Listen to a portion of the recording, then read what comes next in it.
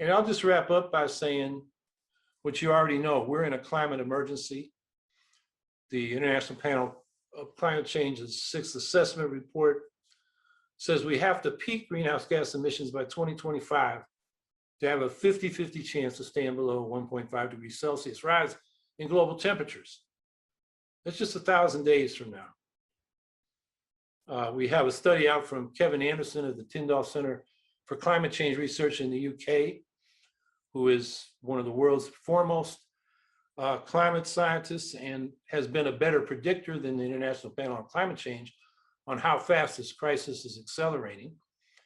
That's partly because he does good research. It's partly because the International Panel on Climate Change has to get their reports approved by the nations of the world before they're released, which includes, petrostates like Saudi Arabia and Russia and the United States. So their conclusions tend to get watered down, particularly in terms of their policy recommendations, but also their predictions of how fast things are going downhill.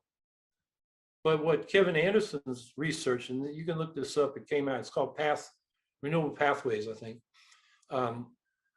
He said the rich countries have to cut emissions by 70% by 2030 and 100% by 2030 to have a chance of staying below 1.5 degrees Celsius.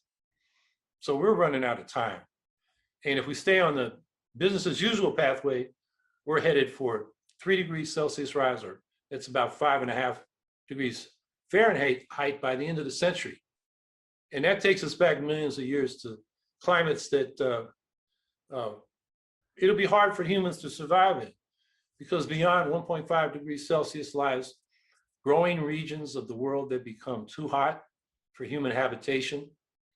It means mass species extinctions, which means the collapse of ecosystems, which means the collapse of much of our agriculture, which means mass starvations and hundreds of millions of climate refugees.